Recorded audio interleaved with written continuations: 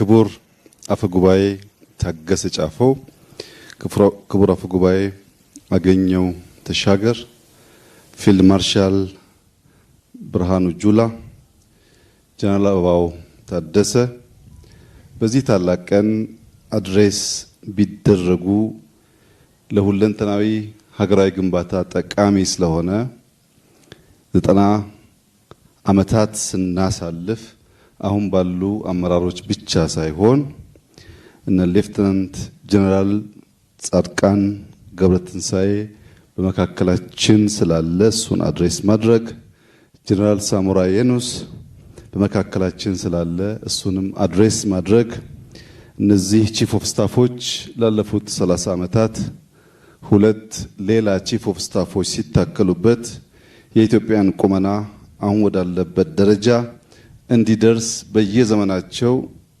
የራሳቸውን አስተዋጽኦ አድርገው ያለፉ በመሆኑ በጋራ ተሰባስበን እንዲህ ባለው ሁኔታ 9 ዓመታት የተሻገረውን አየር ኃይላችንን በጋራ ሰለብሬት ማድረጋችን ታላቅ መታደል ነውና እንኳን ደስ ያላችሁ፣ እንኳን በሰላም መጣችሁ።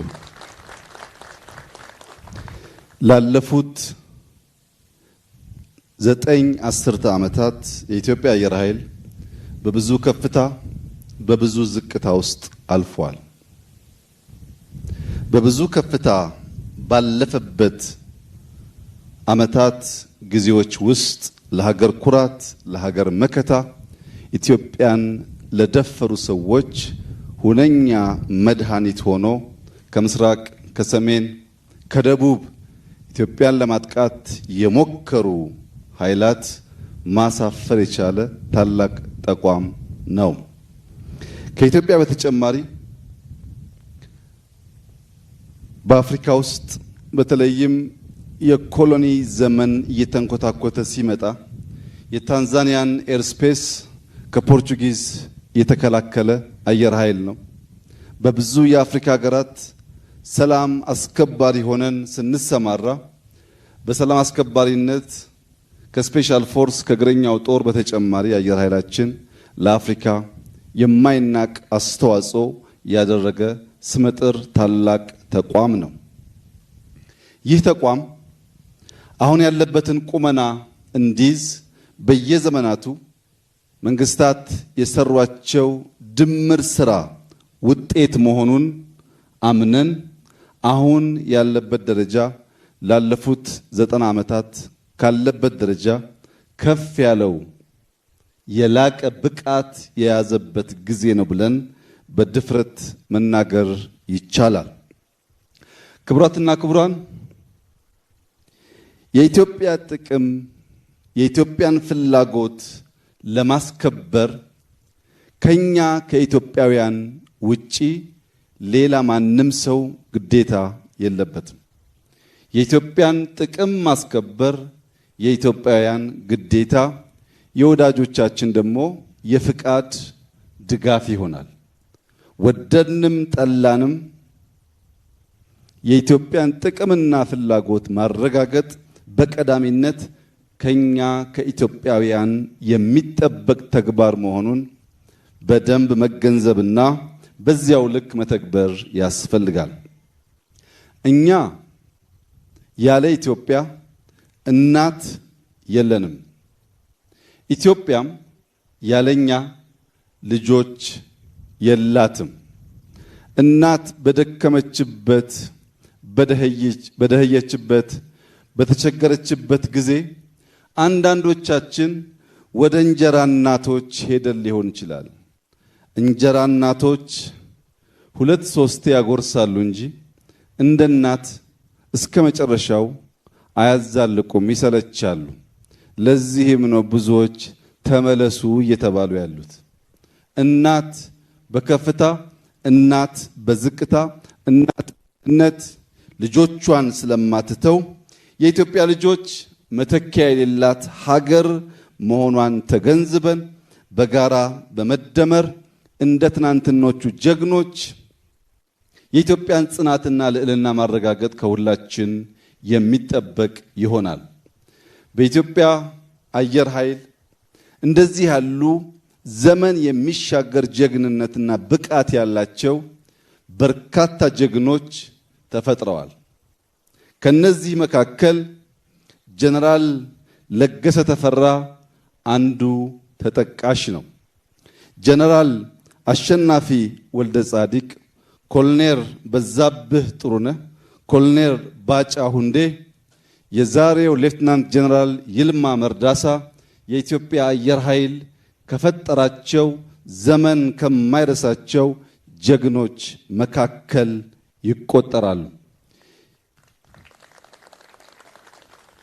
እነዚህ ጀግኖች በብዙ እጥፍ እንዲባዙ፣ እነዚህ ጀግኖች ከኢትዮጵያ አልፈው የአፍሪካ ኩራት እንዲሆኑ ተዋጊ ጄቶች፣ ገጀቶች፣ ቴክኖሎጂዎች ብቻ ሳይሆን የሰው ኃይላችን ላይ አበክረን ልንሰራ ይገባል። የሰው ኃይሎቻችን ሲበረቱና ሲችሉ ጄቶቻችን ወደ ወሳኝ ተዋጊ ኃይል ይቀየራሉ። የበቃ የሰው ኃይል ከሌለ ማሽኑ ብቻውን የበቃ ተዋጊ ኃይል መሆን አይችልም። የበቃ ተዋጊ ኃይል እንዲሆን ጀግኖች፣ ሀገራቸውን የሚወዱ መማር የማይሰለቹ ለሀገራቸው እስከ ሕይወት ፍጻሜ የተሰጡ ሰዎችን ማፍራት በእጅጉ የሚያስፈልግ ነው። በዚህ አግባብ የኢትዮጵያ አየር ኃይል ላለፉት ጥቂት ዓመታት የጀመረው የሰው ኃይል ግንባታ በዘላቂነት ልጆቻችን ብዙ የሚጠቀሱ ጀግኖች እያነሱ የኢትዮጵያን አየር ኃይል እንዲያወሱ እንዲያወድሱ ለማድረግ መሰረት የሚጥል ስለሆነ ከሸመትናቸው ሞዲፋይ ካደረግናቸው ከሰራናቸው ቴክኖሎጂዎች በላይ የሰው ኃይል ግንባታ ትኩረት ተሰጥቶት ሊሰራ ይገባል። ኢትዮጵያውያን አንድ አባባል አላቸው። በየበሩ ቆሞ ጀግና ካልመለሰ ሀገር ተላላ ነው ይሄዳል እንደ ሰው ይላሉ። በየበሩ ቆሞ ጀግና ካልመለሰው ሀገር ተላላ ነው ይሄዳል እንደ ሰው ይላሉ። መቆም ሲባል መጽናት፣ መትጋት፣ ለእድገት መልፋት፣ አይበገሬነትን በየዕለት ማሳየት ማለት ነው።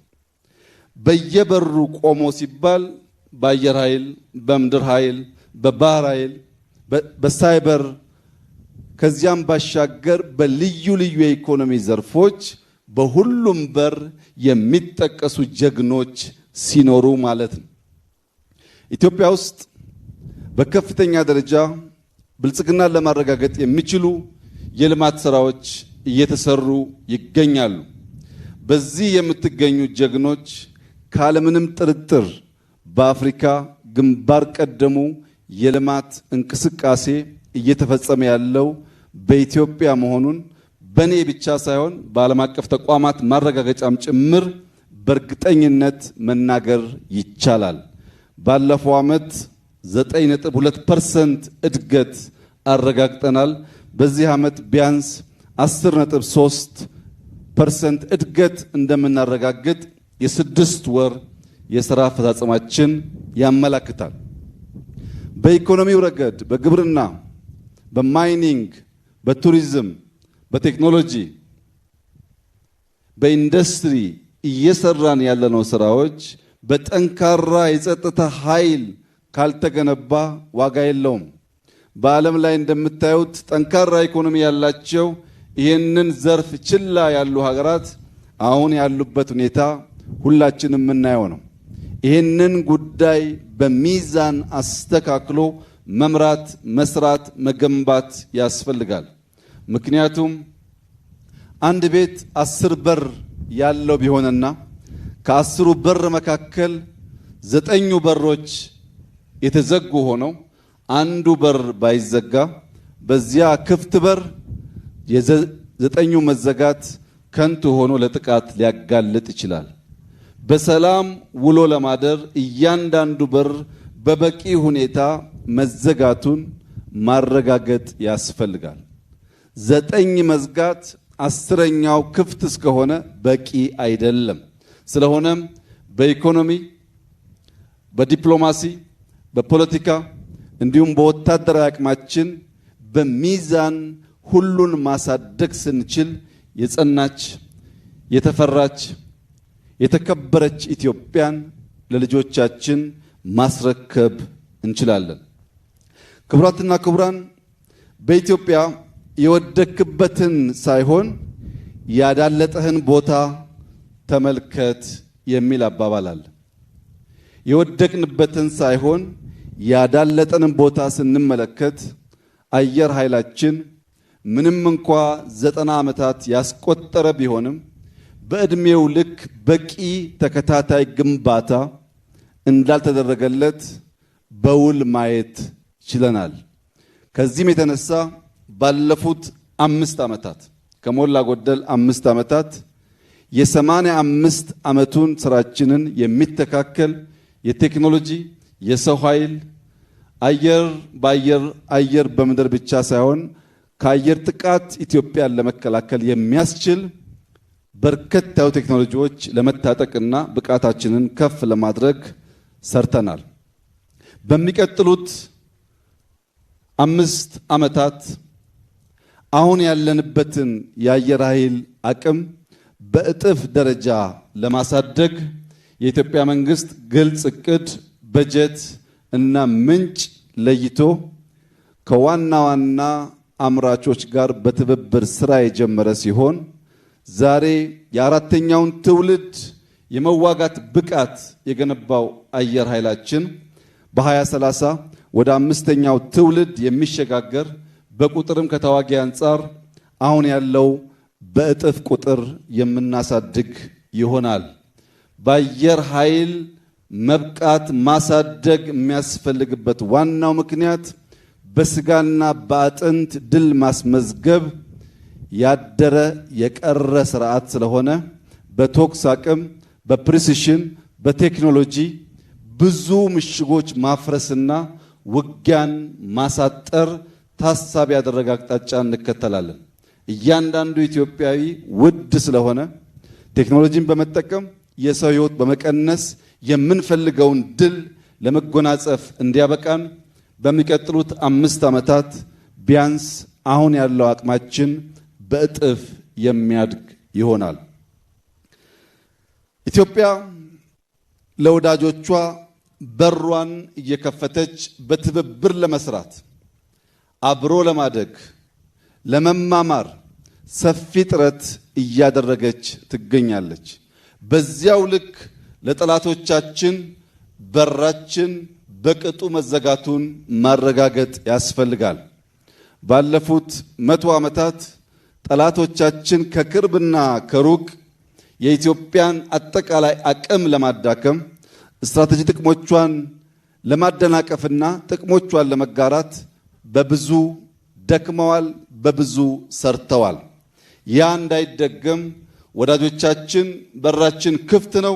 በትብብር አብረን ለመስራት አብረን ለማደግ ያለንን ቁርጠኝነት በድጋሚ እያረጋገጥኩ ጠላቶቻችንን በሚመለከት ግን የኢትዮጵያን ክብር፣ የኢትዮጵያን አንድነት፣ የኢትዮጵያን ብሔራዊ ጥቅም ለማስከበር ተኝተን የማናድር መሆኑን በድጋሚ ማረጋገጥ እወዳለሁ። ወዳጅም ጠላትም አንድ እንዲገነዘብ የምፈልገው ነገር ኢትዮጵያን በቅጡ ኢትዮጵያን በበቂ አናቃትም። ኢትዮጵያ ከምታውቋት ያለፈች ሀገር ናት። በሀብቷም በታሪኳም በብቃቷም። ከዚያ ባሻገር ኢትዮጵያ እያደገች ያለች ሀገር ናት።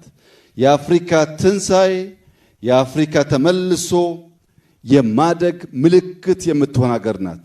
ከእንደዚህ ያለው ሀገር ጋር ተስማምቶ ተባብሮ አብሮ ማደግ ብቻ ነው የሚያዋጣው። ከዚያ ውጭ ያለው አማራጭ ጥፋት ስለሚያስከትል አንዳንዴ የምትስቱ ቆማችሁ የቀራችሁ ወደፊት መራመድ የምትቸገሩ ሱ30 ጄሲ10 ወይም ከዚያ ያለፉ ቴክኖሎጂዎች ሲጠሩ ይሄ ደግሞ ምንድነው ብላችሁ ግራ የሚገባችሁ አሁንም ሚግ 21 ላይ ያላችሁ ሀገራት ደጋግማችሁ እንድታስቡ የሚያስፈልገው ኢትዮጵያ ትናንትና ላይ የቆመች ሀገር አይደለችም።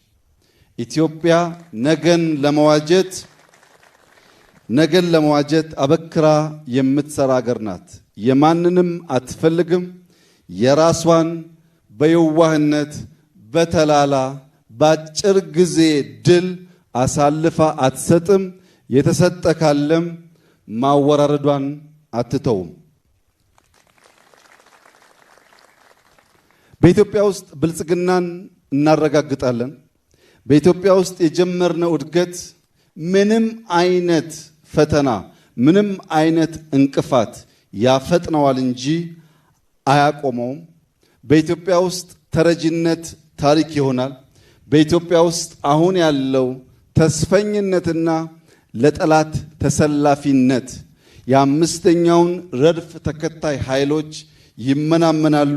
የኢትዮጵያ ሰላም፣ የኢትዮጵያ አንድነት፣ የኢትዮጵያ ብልጽግና በኢትዮጵያውያን በጋራ ትብብር የሚረጋገጥ ይሆናል። ኢትዮጵያ ለኢትዮጵያውያን ሁሉ የምትጠቅም፣ የምትበጅ፣ የምትሸከም እውነተኛ እናት እንድትሆን ሁሉም ዜጎች በእኩል የሚታዩባት፣ በእኩል የሚስተናገዱባት፣ የከፋቸው ያልመሰላቸው ካሉ በይቅርታ የሚታቀፉባት፣ ኢትዮጵያና ኢትዮጵያውያን ጥቅማቸውን ለሌሎች አሳልፎ የማይሰጡባት፣ ልጆቻችን ወደ ኋላ መለስ ብለው ታሪክ ሲመለከቱ በሁሉም መስፈርት የሚኮሩበት ተግባር ፈጽመን የምናልፍ መሆናችንን በድጋሚ እያረጋገጥኩ ኢትዮጵያ በልጆቿ ጥረት ታፍራና ተከብራ ለዘላለም ትኑር። ኢትዮጵያና ሕዝቦቿን ፈጣሪ ይባርክ።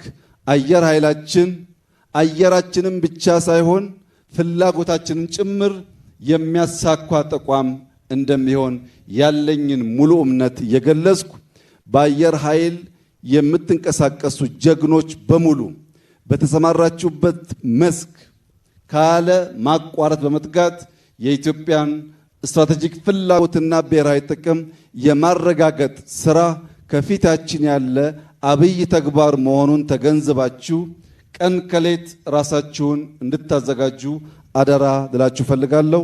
አመሰግናለሁ።